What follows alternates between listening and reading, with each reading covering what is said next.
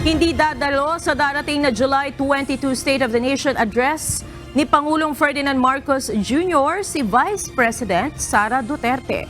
Sinabi ng pangalawang Pangulo na itinatalaga niya ang kanyang sarili bilang designated survivor.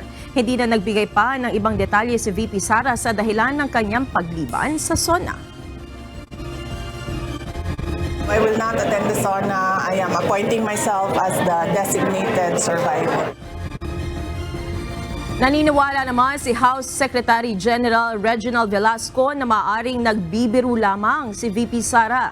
Ayon kay Secretary General Velasco, tanging sa Estados Unidos lamang may itinatalagang designated survivor at walang ganito sa Pilipinas. Sa Estados Unidos, ang designated survivor ang isa sa mga opisyal ng pamahalaan na maaaring humalili sa Pangulo na inilalayo kung nagtitipon ang mga nasa presidential line of succession gaya ng SONA upang matiyak na may papalit bilang Pangulo sakaling may mangyaring catastrophic o mass casualty event. Sa Pilipinas naman, ang Vice-Presidente ang nakatalagang humalili sa Presidente sakaling masawi ito o mawalan ng kapasidad na mamuno sa bansa.